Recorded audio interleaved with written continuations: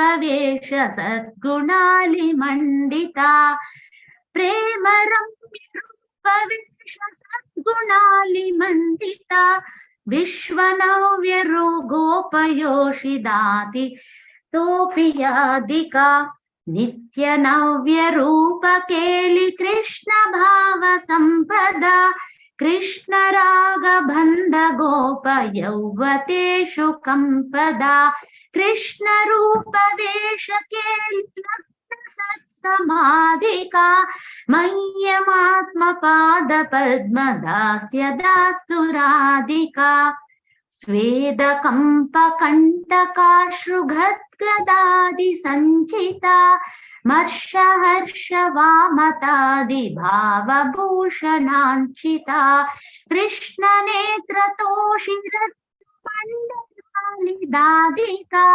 मह्यमात्मपाद पद्मदास्य दास्तु राधिका या क्षणार्ध कृष्ण प्रयोग संततोदिता नेकदैन्य चापलादि भाव वृंदमोदिता यत्न लब्ध कृष्ण संग निर्गता किलादिका मह्यमात्मपाद पद्मदास्य दास्तु राधिका अष्टकेन यस्त्वनेन नौति कृष्ण वल्लभाम् दर्शनेऽपि शैलजादियोषितालि दुर्लभाम् कृष्ण संगनन्दितात्मदास्य सीधुभाजनम् तं करोति नन्दितालि सञ्चयाशु साजनम् मह्यमात्मपाद पद्मदास्य दास्तु Radhika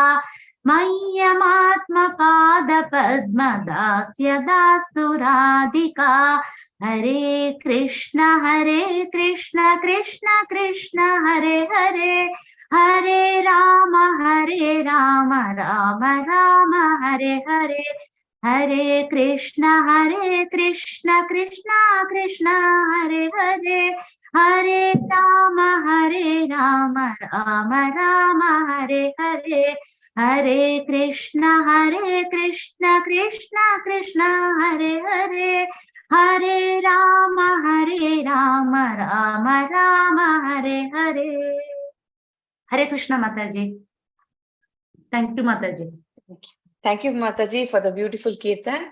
It was amazing. Hare Krishna. Thank you, Mataji.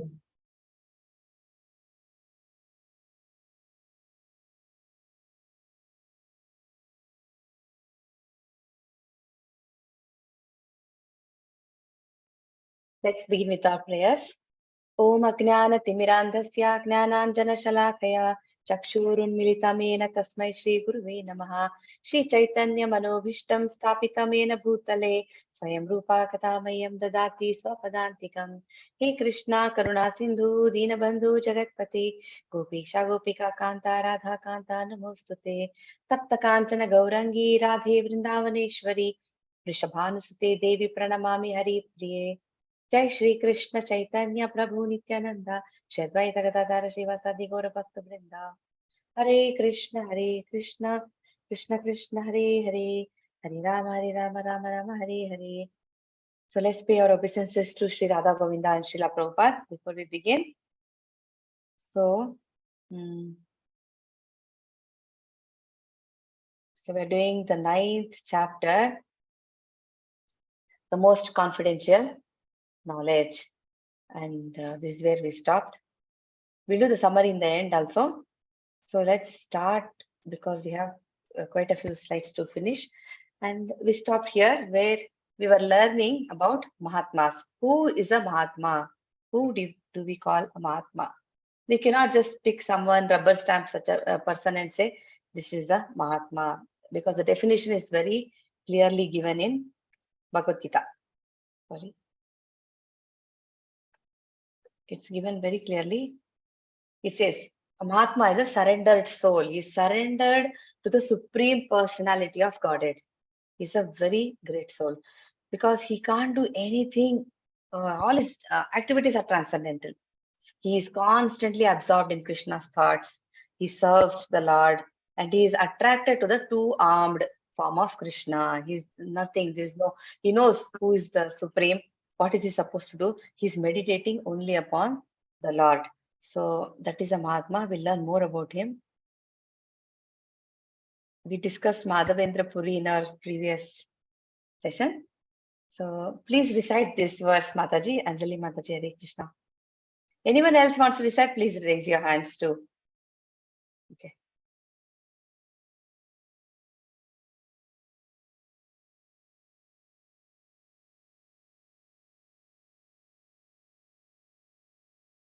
Anjali Mataji, will you be able to recite this one?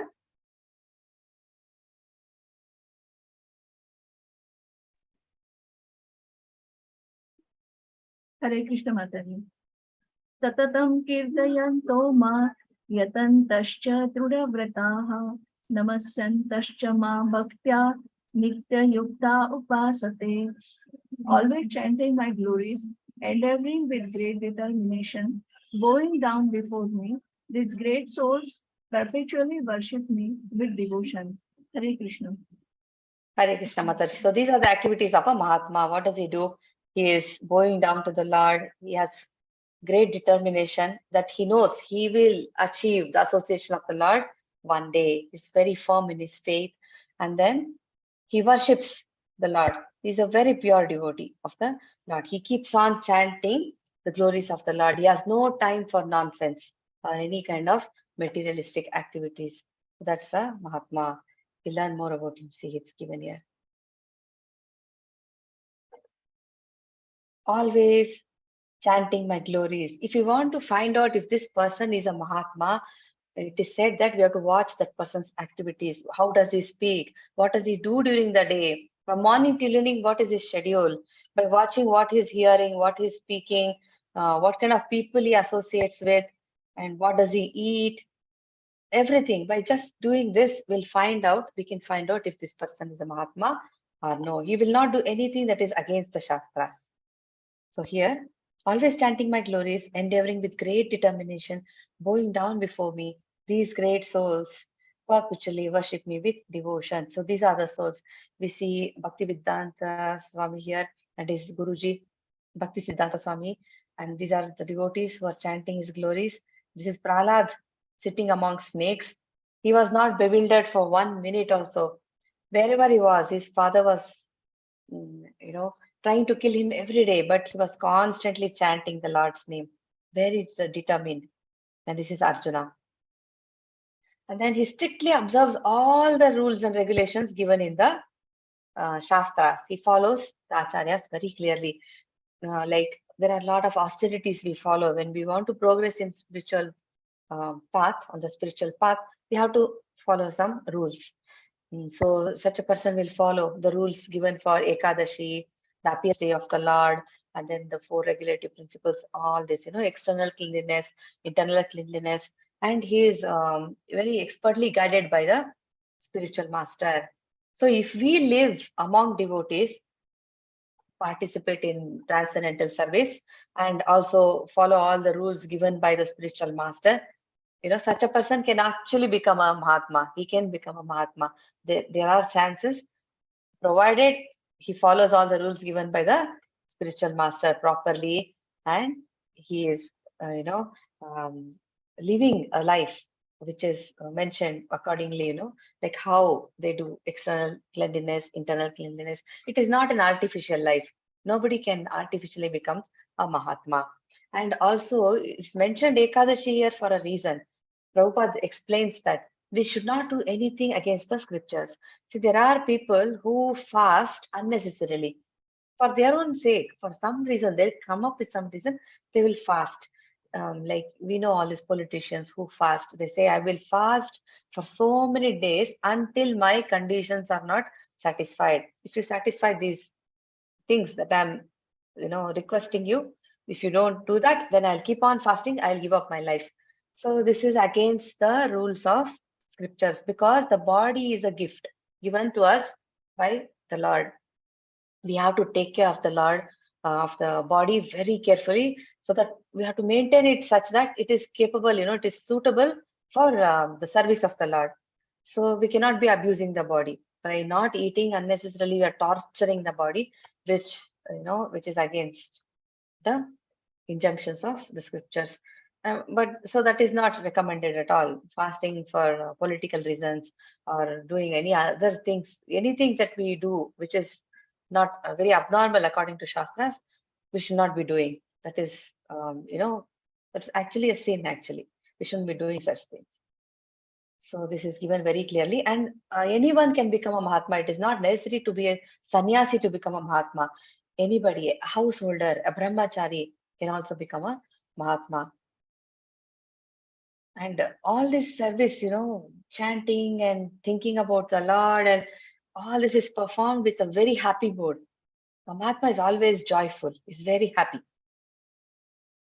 Like how Krishna is happy all the time. We see always he's smiling like that. A Mahatma is also always happy.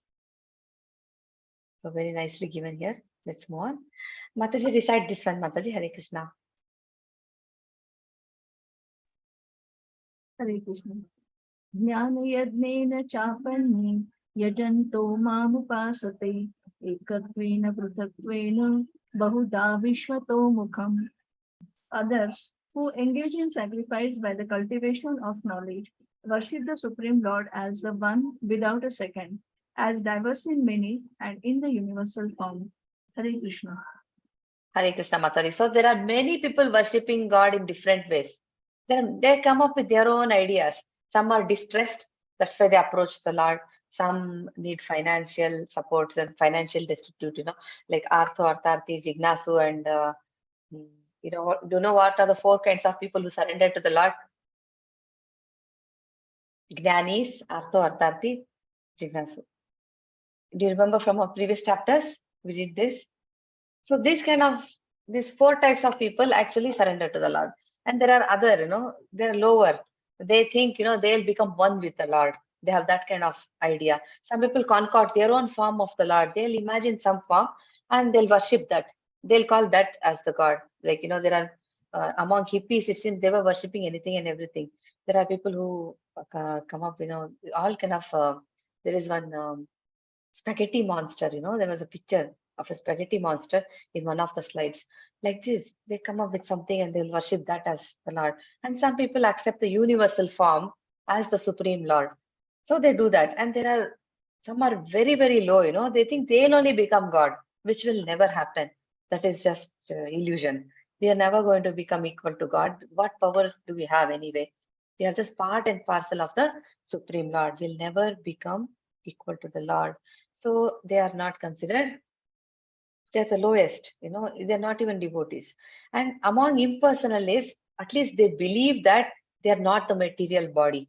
They're actually spirit souls, and they're actually targeting for the Brahma Jyoti. So there are different kinds of people. Krishna is the supreme object of worship. Worshippers of the universal form, worshippers of demigods. We'll understand about these people. Please recite this one, Mataji. Hare Krishna. Hare Krishna.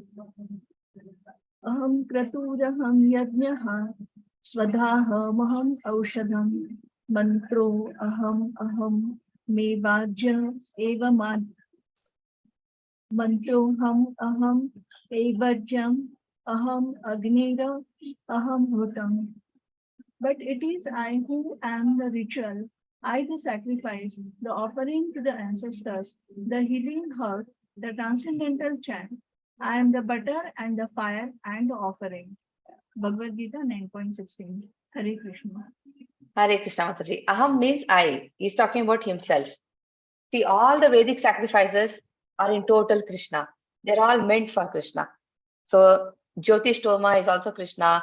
The oblations are also Krishna. The mantras chanted are also Krishna. The fire is also his energy. It's a separated energy of the Lord.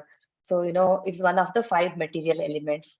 So it's like this, the Vedic mantras, the Om, the transcendental sound vibration, the Pranava, what we call, that is also Krishna. So everything is Krishna. Nothing is independent of Krishna.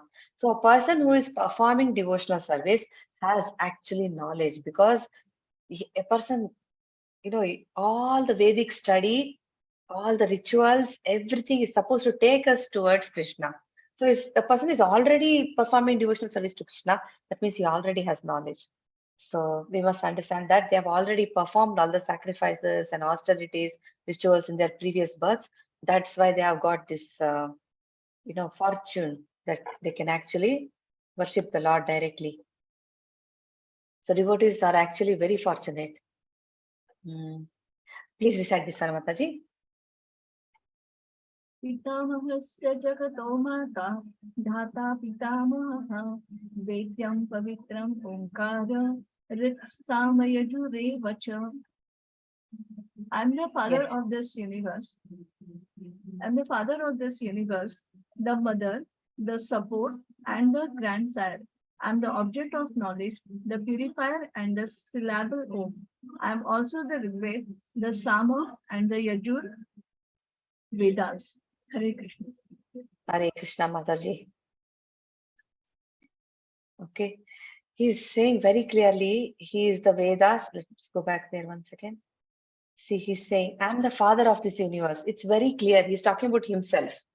He's not talking about some unmanifest energy within himself. He's talking about himself, he, the person.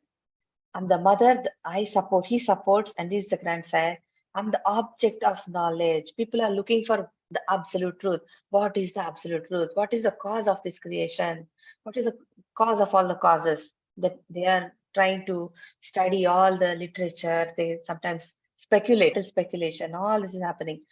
He's the purifier. He's the syllable Om. And he says he's the Rig Veda, Samaveda, and Yajur Veda. This is all coming from Krishna's mouth. So seeing everything as the manifestation of God. Krishna as all the relationships. Here it's given.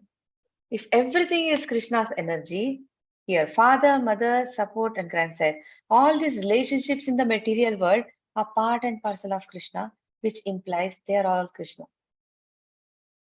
Everything, the relationships we have father, mother, all different, we have friends, and we have so many relatives. So all these they're all part and parcel of Krishna only. Dhata implies creator or supporter, purifier, the subject matter which helps us purify our constitutional position is also Krishna. Omkara, a transcendental sound vibration in all Vedic mantras, is therefore Krishna. All the Vedas, because all the hymns have Omkara, therefore it is Krishna.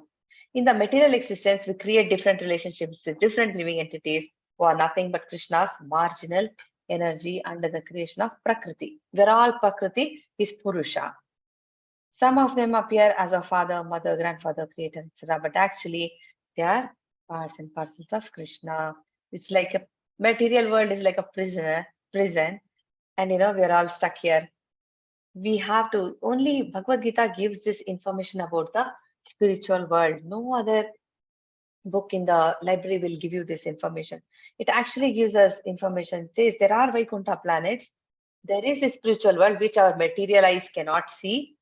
There is this Brahma Jyoti, Vaikuntha planets, and then this Mahesh Dham. If you see Goloka chart, you will see all this. And there is Goloka Vrindavana, where the Lord resides with all his intimate associates. We can go there. We can reach there. This information is coming down in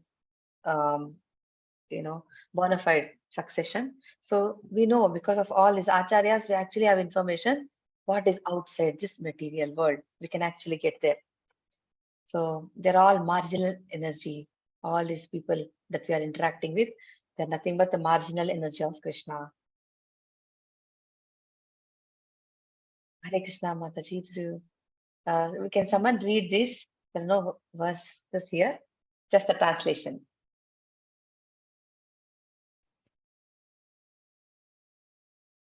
Hare Krishna Mataji. Hare Krishna. 9.18. I am the goal, the sustainer, the master, the witness, the abode, the refugee, and the most dear friend. I am the creation and the annihilation, the basis of everything, the resting place and the eternal seed. 9.19. O Arjuna, I control heat, the rain, and the drought. I am immortality. And I am also death personified. Both being and non-being are in me. Hare Krishna Mataji. Hare Krishna, Mataji.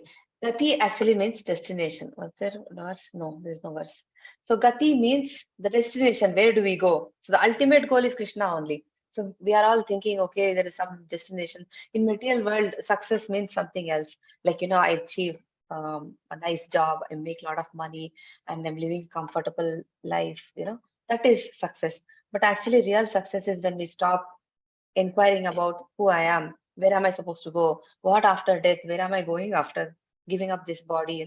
These questions, if they are not coming in our mind, that is failure.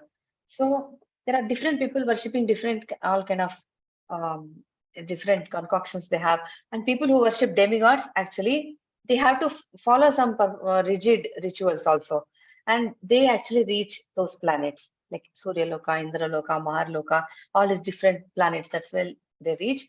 But even if they reach there, they are just stepping stones to reach the spiritual world. So it is like going to Krishna indirectly.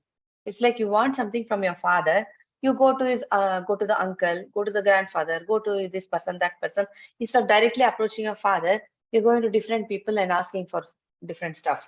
So that's what we're actually doing. It's like you already know who owns for instance, you take a mall. Okay, you know the owner of that person, owner of the mall, and you actually, you're actually approaching the security and all these different people because you want some kind of information or some kind of help. So when you have father right in front of you, he's saying he's the supreme father. Krishna is the best friend. He is the well-wisher. He is the source of creation, and he is, very ready. He is ready to, reciprocate to our approach. But it's us, we are not approaching him properly. We go through different channels. We have to approach Krishna directly. The purport also says that. Prabhupada explains very clearly that we can take an elevator, when there is an elevator available. Say we have to go to the 60th floor, the elevator is very much there. We take the elevator, reach Krishna so easily. What is the elevator? The disciplic succession. Otherwise, if we take the steps, we have to still anywhere reach Krishna, but it will take longer. One step at a time, one step at a time. Realization will happen maybe after million births. But if we take shelter of the spiritual master, who is actually giving us all this information, is telling us who is the goal, where are we supposed to do, what are we supposed to do, where are we going. And Krishna is saying is death personified. See, a person who does not believe in Krishna, so there are atheists who don't believe in God. They have to meet God also. When they give up their body, it is like everything is taken away from them, all the materials, everything. So it is like, total, whether they surrender or they don't surrender, ultimately they meet Krishna in some way or the other. We are not independent of Krishna. We are not independent of God. That much we have to understand.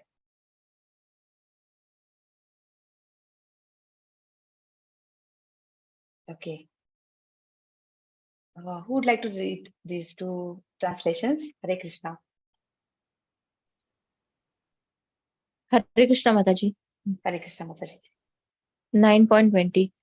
Those who study the Vedas and drink the Soma juice, seeking the heavenly planets, worship me indirectly. They take birth on the planet of Indra, where they enjoy godly delights. 9.21. When they have thus enjoyed heavenly sense pleasure, they return to this mortal planet again. Thus, through the Vedic principles, they achieve only flickering happiness. Hare Krishna Mataji.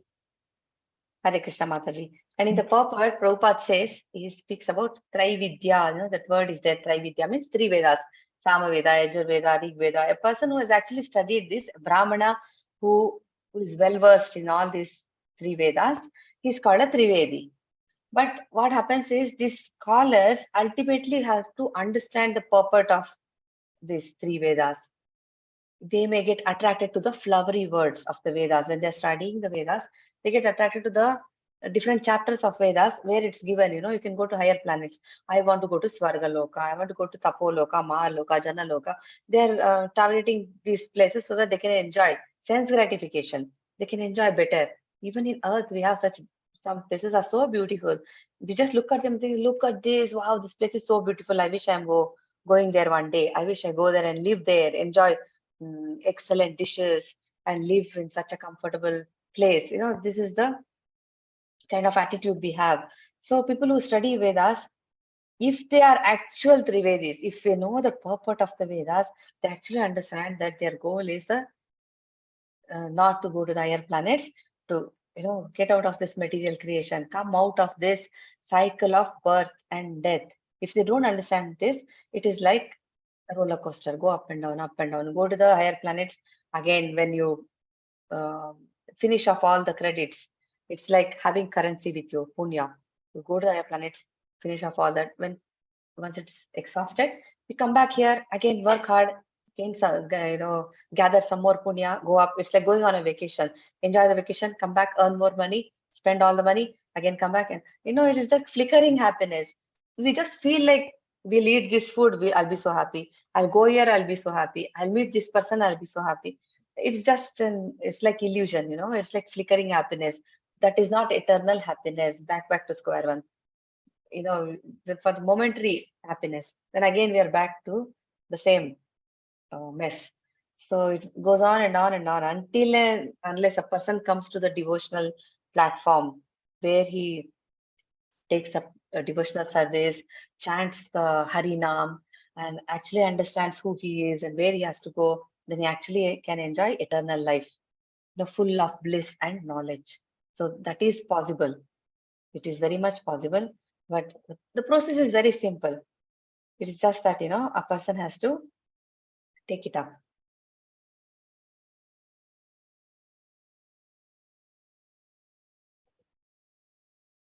Results of demigod worship, where do they go? They worship Krishna indirectly. They perform yagna to get svarga. When they acquire enough credits, they go to demigod planets, enjoy lots of pleasure. This is a very important verse. Hare Krishna. Who would like to recite this one? Hare Krishna. Yes, Mataji, go Right? ahead. Hare Krishna. Yes, Mataji. Was there anyone else? No. Okay. Yes, Mataji, go ahead. Hare Krishna. Ananya sachintayanto mam ye janaha paripasate tesham niktabhiyuktanam yogakshemam vahamyaham. But those who always worship me with exclusive devotion, meditating on my transcendental form, to them I carry what they lack and I preserve what they have. Hare Krishna. Hare Krishna, Mataji. A pure devotee is unable to live for one moment without, he cannot live without thinking about Krishna. Every moment is thinking about Krishna, chanting, hearing, remembering, offering prayers, worshipping, serving him in some way or the another. So some way or the other, we have to make, somehow make the connection between everything that we have, everything that we do, make a connection to Krishna. Everything. Say, for instance, just saying a rough example, if you have this laptop in front of us, we can think, okay, I use this as a means to hear or attend classes, or I have a lot of lectures, or I'm hearing kirtans about Krishna. I'm using this for my spiritual growth, like this. Everything, whatever we do in the kitchen or throughout our day, somehow or the other, we can make that connection. So a pure devotee, how does he live? And what is Krishna saying? If a person is a pure devotee, who is constantly thinking about him, what do? I take care of his yoga kshema.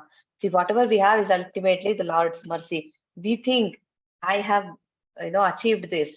I have money because I've earned it. It is all, that's how we think, I am the doer, I am the doer, I am the doer. But, the mercy of the Lord, it's greater than everything. Yoga means, see, a pure devotee who has this perfect self-realization, he understands that his only desire, his only goal is to achieve the association of the Supreme Lord. Association is always there. It is just that, we have to, it depends on the degree of our surrender. If we have Bhagavatam with us, that means we are already associating with Krishna. That's how it is. So Krishna is always available. So that is yoga. Our connection with Krishna is yoga. So he's saying he'll take care of that also. All we have to do is think about him and he is going to take care of that. And Kshema means his merciful protection. He will give 100% protection. He will not let us down, no matter what. There are so many examples in Bhagavatam. We have Dhruva Maharaj, we have Prahlad, the Ambarish Maharaj, and so many great examples are there. Even in our own lives, we may, experience, his reciprocation in different ways. We may not be vocal about it, but definitely Krishna is reciprocating to us every minute because it's very personal.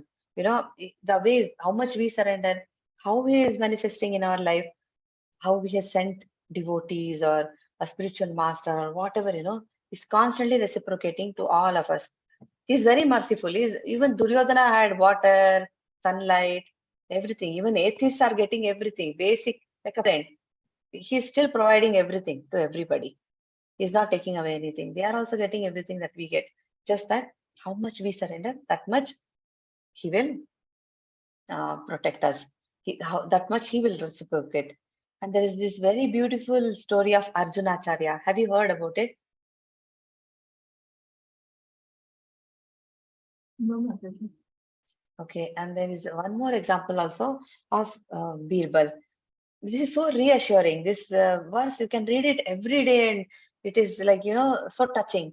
There is this example of once, I think it was Akbar and Birbal only.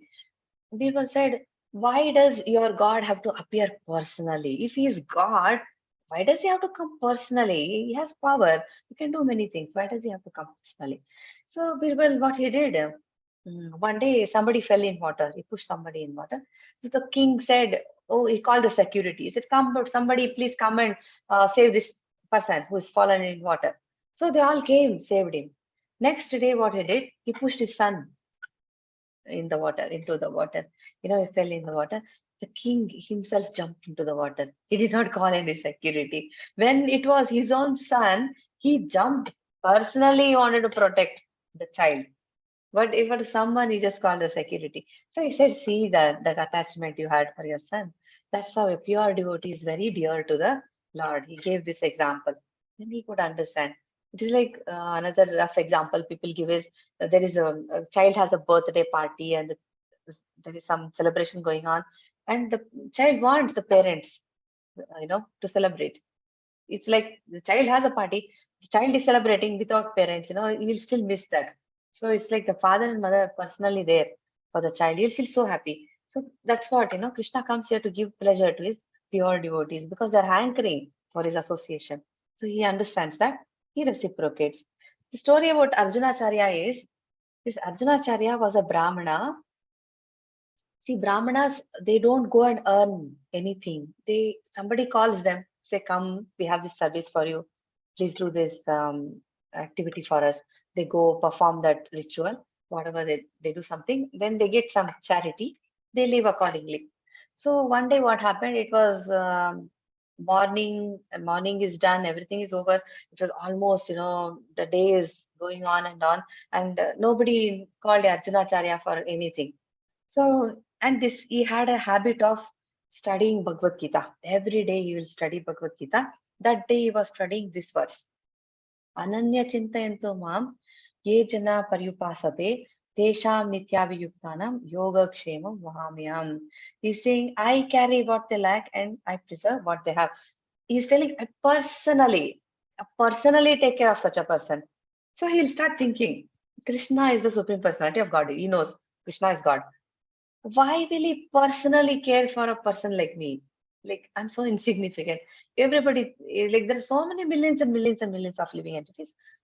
I don't, is this really true? Did he say this or is there's a mistake in this verse? He say, Yoga Kshem Vahamyam. I personally saying, I will carry. So he scratches. He says, there's a mistake. He can't be saying, I'll personally do it. Definitely he cannot do this. He will not. So he'll scratch that. And then he'll tell his wife, I'll go and take bath and come. He'll go take a bath. And then when he's gone, the two boys appear at the door. And then his wife is like, who are you? They both say one is, they both are very, very good looking. She can't take her eyes off of them. She's just staring at them. These boys say, we have come because we've got something for you. Look, we have got so many things, whatever you need. The bag full of stuff they have got, grocery, that, this. And that day, actually, they did not have anything at home. So she's like very surprised. He said, who sent? She said, your husband only sent. Then she's very happy. Okay, maybe they are his students. He sent. so much. They're keeping so many big, whatever they carried on their back, they put it there, and she's very happy. So many things have come home. Then she notices there are marks on their back. So she'll ask that boy, "What happened to your boy? Why this scratch mark on your? What happened?" She says, "Your husband beat me." Then she's like, "My husband beats you?" They say, "Yes, he does do this, do that, do this. By chance, he doesn't see us doing anything, he'll beat us." Then she's like, "Oh, let him come. I'm going to teach him a lesson." Then these boys disappear. They run away. Then husband comes, and he comes, and he'll after bath he'll go to his place, and he notices that scratch mark is gone.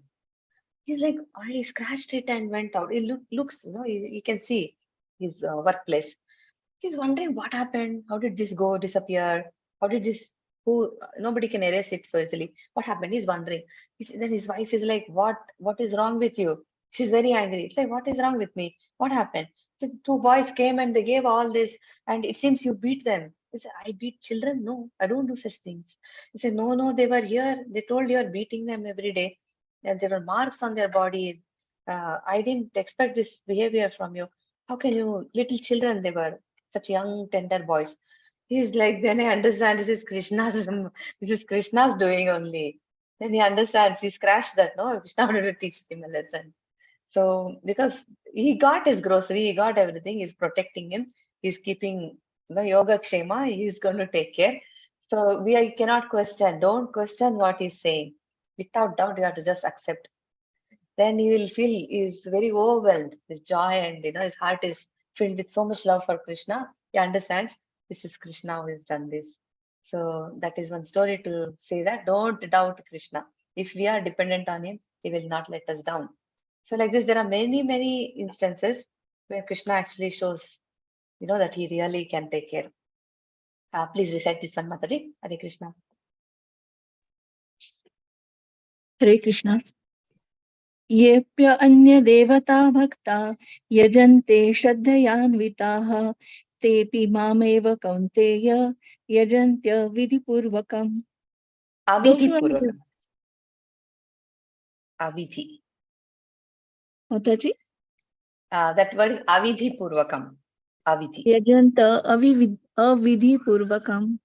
Those who Yes, are ma'am. devotees of other gods and who worship them with faith actually worship only me, O son of Kunti, but they do so in a wrong way. Hare Krishna. Hare Krishna Mataji. So whatever a man may sacrifice to other gods, O son of Kunti, is really meant for me alone, but it is offered without true understanding. So what you're saying is, basically what Krishna is saying is, avidhi purvakam means that is improper, avidhi, improper worship. Krishna does not approve. He's saying it's unnecessary to go and approach these demigods. You can directly approach me. It is like watering the plant. So actually, he's calling them not very intelligent. People who go to demigods again and again, they bribe them. Give me this, give me this, give me this. I will give you, you give me this. It's like business transaction. Krishna is calling such people, they're not intelligent. It's given in the puppet. It's explained very nicely. Such people are not very intelligent. It's unnecessary. It is improper.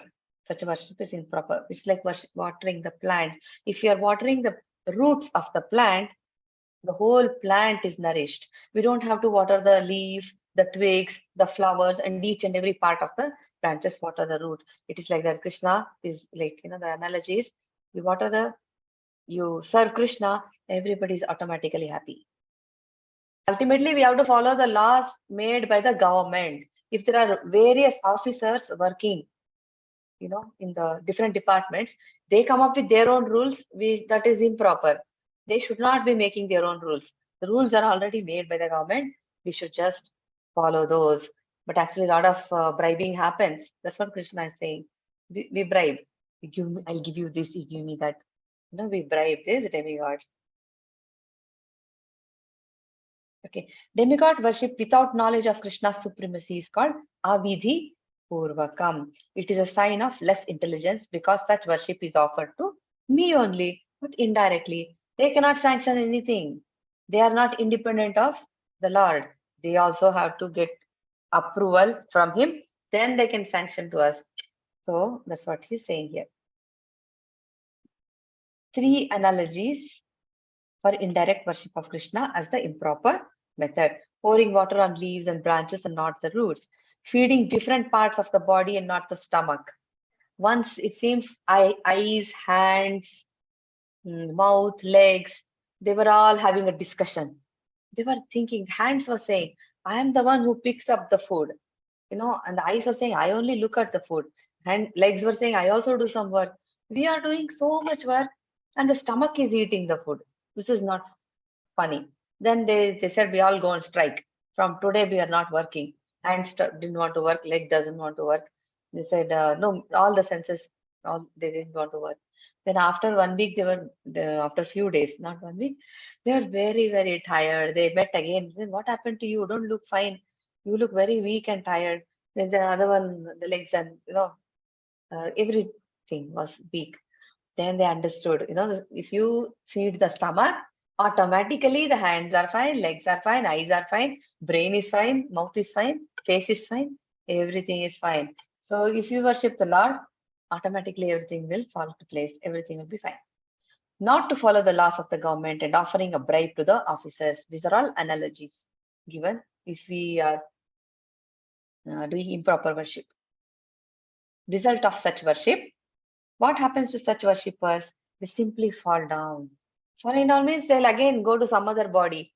If it is human body, okay, that is fine. At least in human body, we can talk, we can go to the temple, we can read the scriptures. We have chance of again making some progress. But if you're not in human body, what can trees do? What can a bug do? What can animals do? A dog, if you have a pet at home, we know. The pet doesn't understand why we are reading books, why we go to school, why we go to college.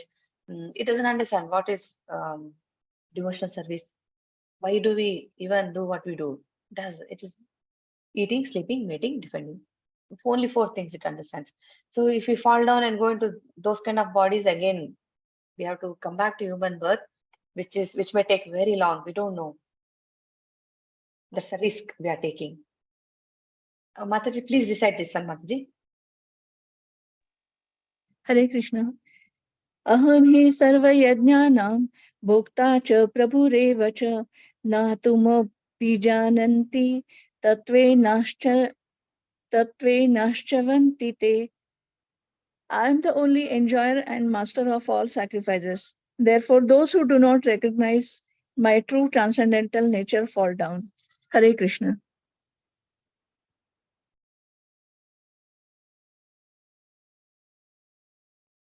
Hare Krishna. In 3rd chapter also we saw Yajna means Vishnu. All the Yajnas are recommended in the Vedas to satisfy the Supreme Lord, satisfy Vishnu. So all the Varnashrama Dharma, all the rules for the Varnashrama Dharma, they're all meant for satisfying Vishnu only. So that is the perfection of human civilization, if you can really follow proper Varnashrama system. We may say we don't believe in Varnashrama system, but actually we see there are different categories, different departments. Directly or indirectly, we can see that it's happening, right? In an organization also, there's an accounts department, there is somebody who is a system administrator, there is a finance, like accounts department is finance department, and there are different departments who take care. There are front desk who will do only that. So like that, Varnashrama system, guna and karma, based on that, there are different rules and regulations, prescribed duties. If we follow that, we will actually satisfy Vishnu. And Krishna is saying, I am the enjoyer of all the sacrifice. He is the supreme master. So whatever desire we have, material, spiritual, whatever, it is better to approach the Supreme Lord directly. He's saying, you come to me. I am there. I will always help you. So whatever it is, he will, help us to achieve the desired result. See, Dhruva Maharaj went to him to ask for a material, something materialistic. He wanted a kingdom greater than his great grandfather. But the Lord understands, what is this child asking for? It's like asking for a toy, right? So he gave him devotional service.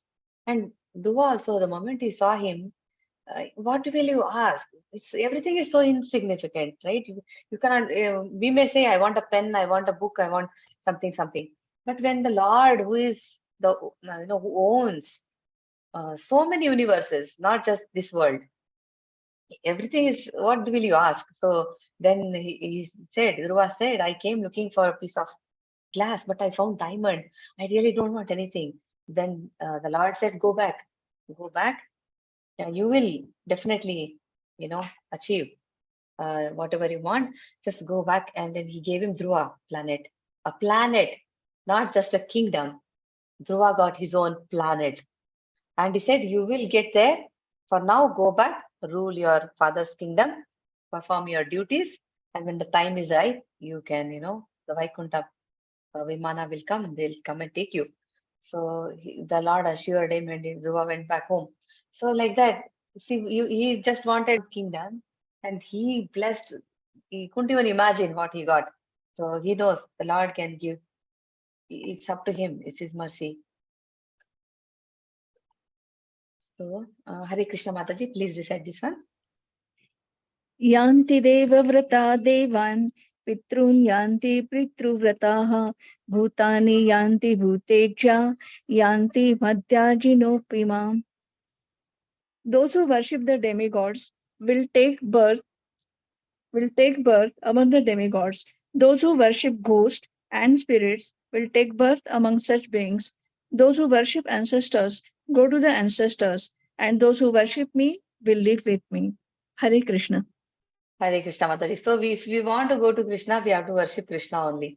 Take Harinam, chant, hear about him, perform devotional service, and whatever he wants to please Krishna. Like if he's saying in one of the verses, he's going to tell us what exactly he would like to what accept from us.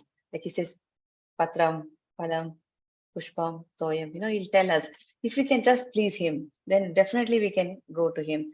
Here it is given. If people are worshipping demigods, they'll go and live with them. If somebody is worshipping Pitrus, they'll go live among them. Some people worship ghosts and hobgoblins and all these spirits and all this. They think that is spirituality, but actually that is material activity, and they will go and live among them. So a pure devotee actually can go to Vaikuntha planets, which really exist. If we read the scriptures, we actually know Vaikuntha planets are real. They're not some imagination. And there is Krishna Loka, no doubt about it. Krishna is saying there is Krishna Loka. Goloka is there. But many people don't even have information because of, nobody studies the scriptures properly. They don't have this information. They fall down again and again. Impersonalists also, they target Brahma Jyoti, not beyond. So all we have to do is simply chant and perfect our life. Then we can actually go back home, go back Godhead, go back to Godhead. So he's giving all these examples of where will people go if depends on who we worship. The glories of directly worshipping Krishna. Yeah, very important verse. Please recite this one, Mataji. Yeah. Patram pushpam phalam toyam yo me bhaktya prayachati tad aham bhaktya uparatam ashranami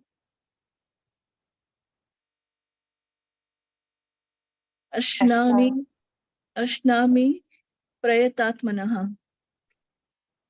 If one offers me with love and devotion a leaf, a flower, fruit, or water, I will accept it. Hare Krishna. Hare Krishna Mataji. So the highest perfection of life is thinking about Krishna, developing Krishna consciousness. Anybody can achieve eternal blissful abode of the eternal happiness. Now, what is the qualification? The only qualification is that we have to become a pure devotee. And here he is saying, what do devotees do? They offer something to the Lord, and we offer what he is asking us to offer. Saying, just offer me with love. That is important. With love. That is important. A leaf, a flower, fruit, or water, he will accept it. But there are impersonalists, and there are many people, they think they are looking for the absolute truth. They think the absolute truth does not have senses, doesn't have any senses. But he's saying he'll accept. He can hear us. Krishna can hear us. He can taste what we offer. He can eat what we offer. His senses are not like ours. I have to literally take the food like this, put it in my mouth. literally taste. It's not like that. His senses are all transcendental. His eyes can, actually taste the food. I know they're all interchangeable. His senses are all interchangeable. So he's absolute. So he is a person and he is the supreme person. So it's very important for us to understand that, because there is this going on in the world, right? This idea that Lord is just an energy, God is just energy, this world just came into existence just like by accident. Nothing happens by accident. Krishna is very clearly giving us instructions, like, he's actually helping us by giving so many instructions. He's telling how to approach him. So very important. Yes, Mataji, please recite this one. Yat karoshi yat shrasi yat juhoshi dadasi yat pasyasi kaunteya tat kurushva mad arpanam. O son of Kunti, all that you do, all that you eat, all that you offer and give away, as well as all austerities that you may perform, should be done as an offering unto me. Hare Krishna.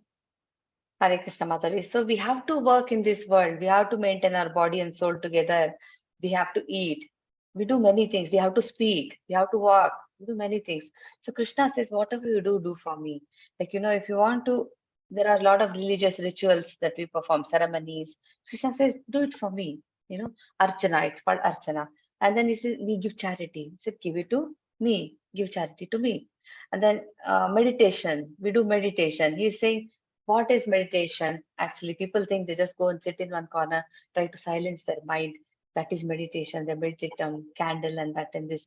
But here he's saying Hare Krishna Maha Mantra.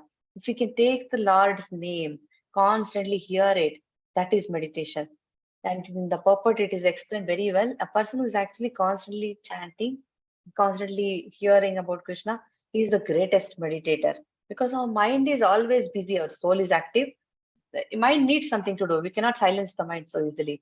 Even Arjuna said it's not easy to control the mind. So give it something to think about. Give it some work.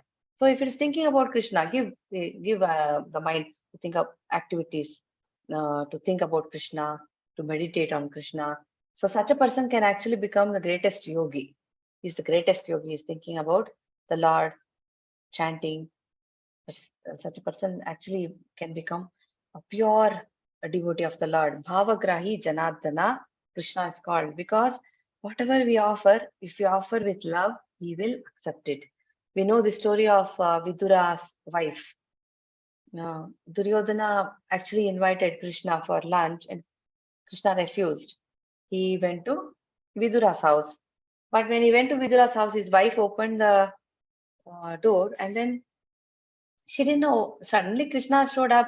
So when he came and he was actually hungry, he was ready to accept some food. She was like, it was beyond lunchtime. So she didn't know what to offer. She brought bananas. Looking at Krishna, it was very unexpected for her. She was very surprised to see him. She was in ecstasy. So in her excitement, she was peeling the bananas. She gave him the peel. She was throwing the fruit and he was eating the peel. So she realized after some time, what am I doing? I'm throwing the fruit and giving him the peel and he didn't even complain. So that is Krishna.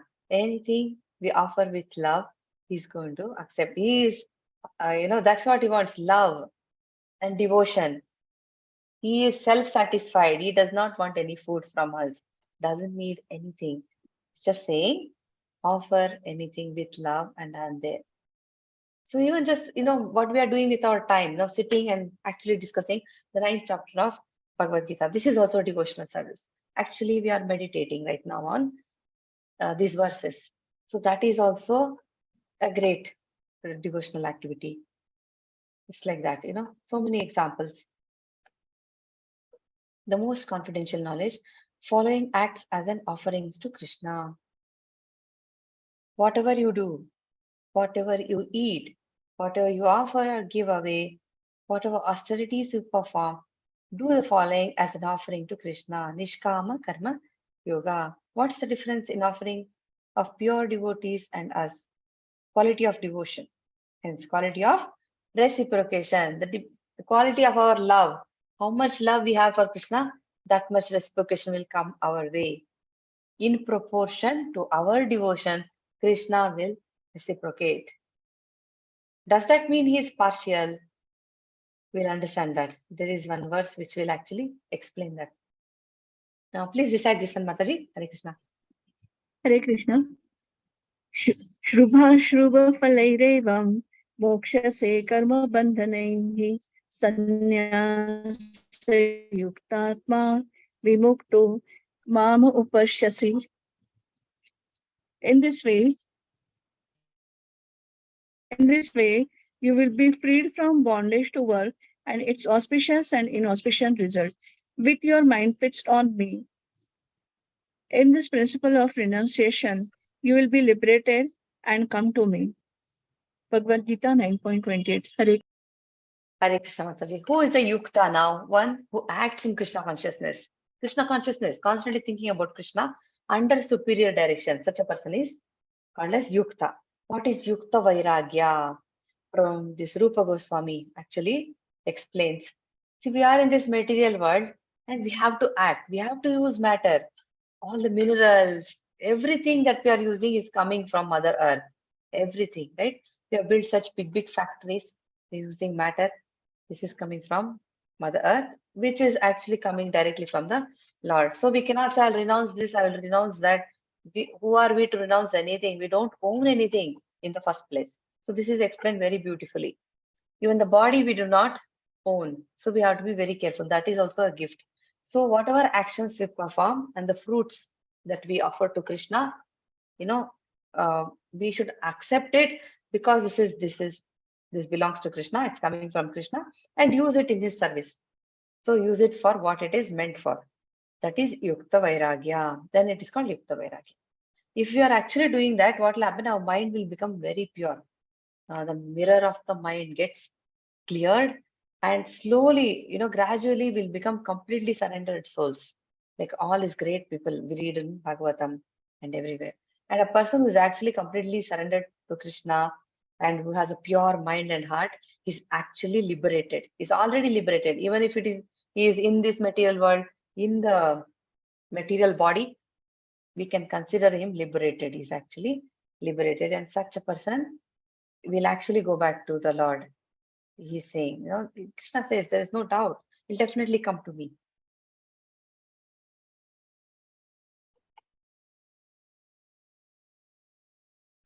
Now please recite this one, Mataji. Samoham sarvabhuteshu name dveshosti na priyaha ye bhajanti tu mam bhaktya mai te teshu chapya aham. I envy no one, nor am I partial to anyone. I am equal to all, but whoever renders service unto me in devotion is a friend, is in me, and I am also a friend to him. Hare Krishna Mataji. Hare Krishna, Mataji. He's saying, I am not partial. He's saying that, I envy no one. Everybody is equal. Everybody is my child. Every living entity is my child. But he's charitably disposed. He is very, very, what do you say? He favors his devotees. He has special attention he gives to his devotees. Partially impartial. It's like that. So if somebody is actually, who renders service unto me in devotion, he becomes my friend and I'm a friend to him. It's like that. He's telling. So, and Prabhupada gives this example in the purport, the devotee and the Lord, it's like a diamond ring. Gold, the diamond is set in the gold. So gold is glorified and it's in a very nice combination. The ring becomes precious just because they come together. It's like that. It's like a golden ring. Diamond, if you compare Krishna to diamond, gold to a devotee, they both get the gold gets glorified because the diamond is set in it. So it's a very nice combination. So in devotional service, there is actually activity in the material world. Spirituality doesn't mean that we don't do anything. Actually, there's a lot of work in spirituality. And how does Krishna reciprocate? We are learning. Please recite this one, Mataji. Hare Krishna. अपि चेत् सदुचारो भजते माम अन्यया भाक साधुर एव समनन्त्याः मन्तव्यः समग् समग्व्यवसितो हि सः. Even if one commits the most abominable actions, if he is engaged in devotional service, he is to be considered saintly because he is properly situated. Hare Krishna. Sorry, I did mistake. No problem, Mataji. Apiche Suduracharo Bhajate Mam Ananya Bhak. It's somebody who is constantly thinking about him. See, now what happens in the conditional state, we live in this world, in this material body.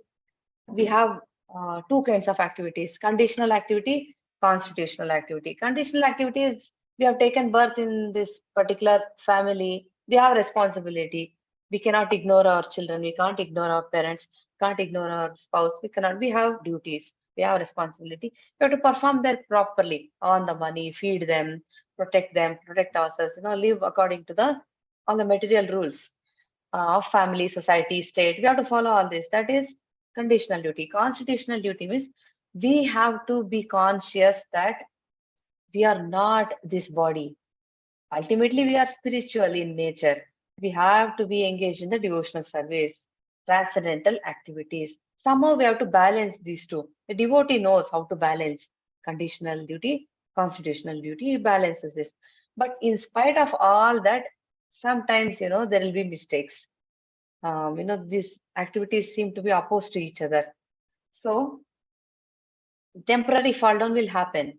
Prabhupada says a person who is actually, performing devotional service is actually declaring a war against the illusory energy. It's like a war against the illusory energy. Because illusory energy is very strong. It will pull us. You see, you go on the road, there are so many billboards. It'll like, come buy the cell phone today only. Whether you need it or not, just spend 1 lakh rupees. And then you go on this vacation and drink 100 glasses of juice because that will make you very happy. That's such a big movie poster. Watch this movie today. Beautiful dance in this movie. All this, it's constantly distracting us. Illusory energy is like this. So a devotee, how much ever he tries, sometimes mistakes might happen. He may fall down accidentally. It's like a person who is diabetic. He knows he should not eat sweets. By mistake, he ate a little jaggery or something. It's a thing, but then he'll understand. He'll immediately rectify. Try to do something so that he'll get back on track. It's like you're going towards a destination. You took a wrong turn by mistake. We don't continue going, right? We know, oh no, I'm going on a wrong way. This is my address. Reroute. The Google Map says you have to go this direction. You're going wrong way. Come back. So it's like that. So the devotee knows. So what it means is, by chance a devotee commits a mistake, Krishna will forgive because they're actually on the right track. It's not, we can't call it a real mistake. No, it's just, it happens occasionally. Problems happen. So Krishna will actually forgive such a person. And Nityananda Prabhu was very, very merciful. He was being hit by these two. Jagai and Madai actually hit him. Hit his head with a broken piece of pot, and it was his forehead was bleeding. In spite of that, he was not angry with them. His only problem was they are not chanting Harinam. That was his problem. Very merciful. He was not angry. Oh my God, I am hurt. I am bleeding. No, that they are all like that. He was distributing Harinam. He's saying it's free. Come take it. Everybody benefit by chanting the Harinam. So that's the pure devotee. Okay. Please recite this one, Mataji. Almost done. Yeah. Hare Krishna. Chipram bhavati dharmatma shashvachanti nigacchati kaunteya pratijanihi name bhaktaha pranashyati. He quickly becomes righteous and attains lasting peace. O son of Kunti, declare it boldly that my devotee never perishes. Hare Krishna Mataji.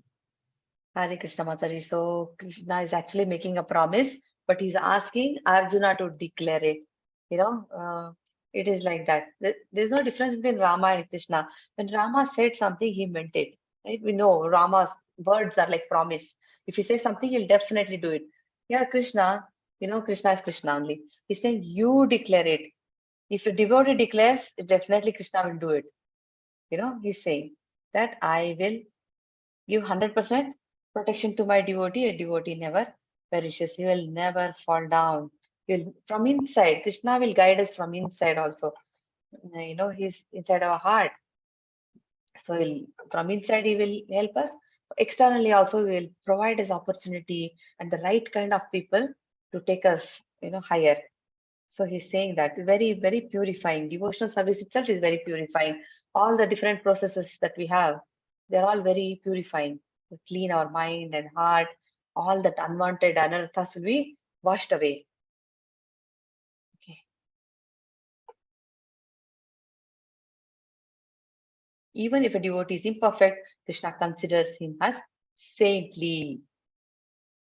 Why Krishna considers imperfect devotee as saintly? Because he is properly situated in his determination. The devotee is very determined. He knows I am going towards Krishna, but mistakes happen. That's what it means. Nobody is, it's very difficult to become perfect devotee, a pure devotee, ananya devotee. Everybody, the great acharyas, if you read their kirtans, Bhakti Vinod Thakura and Narottama Das Thakura, if you read their kirtans, they say they are the most fallen down. They are the most fallen down conditioned souls. They say we are not even qualified. They talk like that, and they are actually we know they are really very elevated. If they are saying that, imagine what is our situation. So Krishna considers them saintly because they know what they are doing, and he quickly becomes righteous and attains lasting peace. Krishna will help them. Whoever is approaching him, he's going to help. Please recite this one, Mataji. Oh, मां हि पार्थ व्यपाश्रित्य येऽपि स्युः पापयोनयः स्त्रियो वैश्यास्तथा शूद्रास् तेऽपि यान्ति परां गतिम्. O son of Partha, those who take shelter in me, though they be of lower birth, women, Vaishyas, merchants, and Shudras or workers, can attain the supreme destination. Hare Krishna. Hare Krishna, Mataji. See, anyone, in the sense, anyone can attain the, the post of a highest devotee. Anybody. Krishna can actually take back anybody to his abode. See, there are, according to different modes of material nature, we are all classified. Brahmana is the mode of goodness. Kshatriya is in the mode of passion. Vaishya is in the mode of passion and ignorance. Shudras are in the mode of ignorance. And there are Chandalas who are very sinful. They are born in a very sinful way and they are sinful only. They're called the lowest. But anyone in these, classified people among these can actually perform the devotional service and attain the highest perfection of life. They can become Vaishnavas. It is possible. They have to just take shelter of the spiritual master, take shelter of Krishna and surrender to him completely, and they will become greater than Jnanis and Yogis. They can become greater than Jnanis and Yogis also, the Chandalas also, the Shudras, anybody. Krishna is saying anyone. The moment they take my shelter, they become very pure. It is like Vaishnava is beyond these four classifications: Brahmana, Kshatriya, Vaishya, and Shudra. He is beyond Brahmana also. So anybody. That's what it means.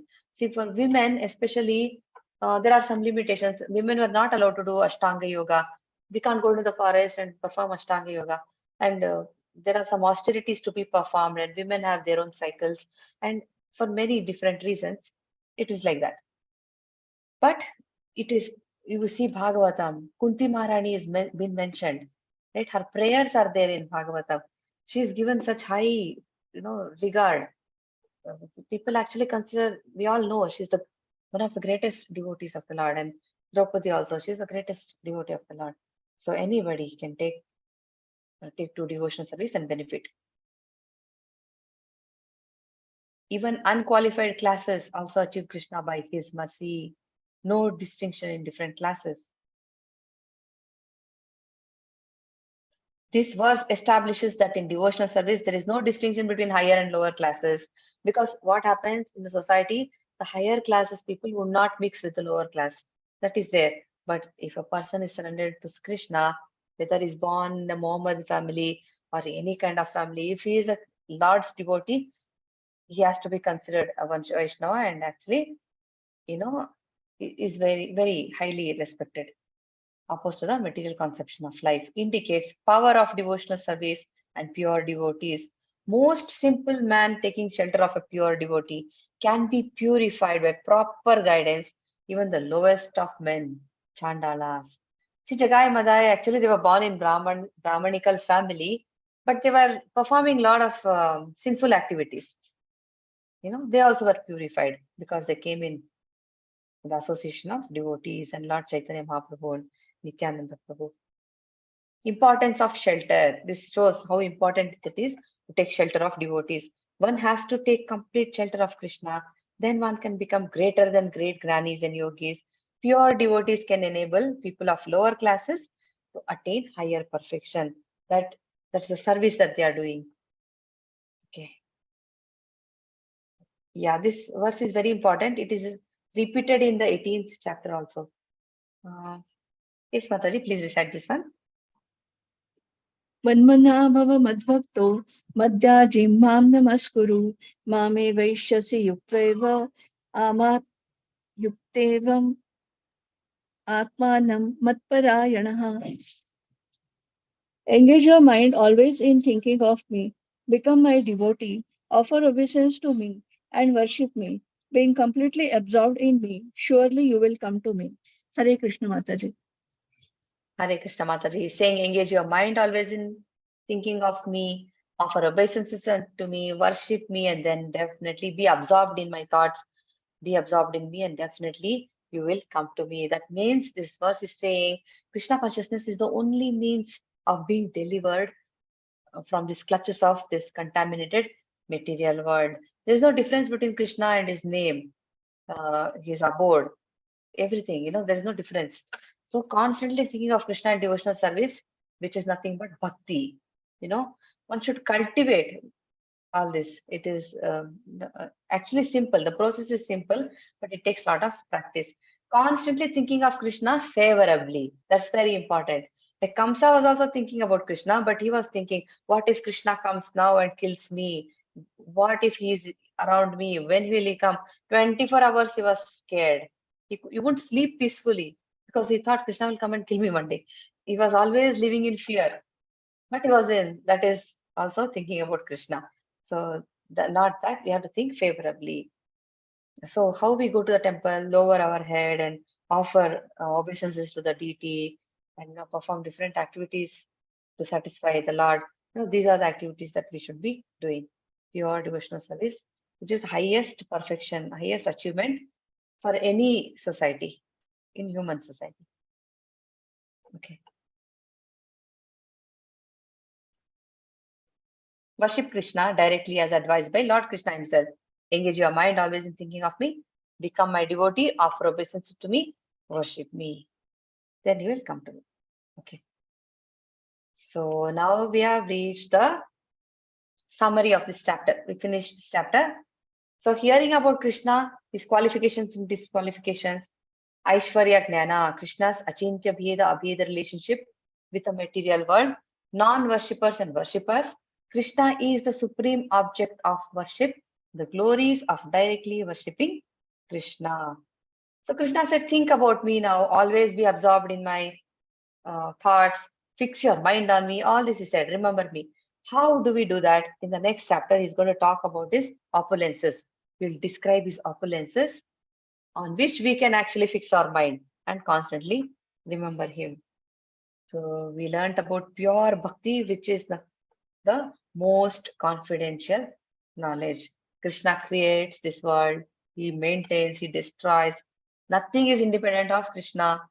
Only fools and grannies approach him in different ways, but a pure devotee takes devotional service, he does direct bhakti. It is like taking an elevator.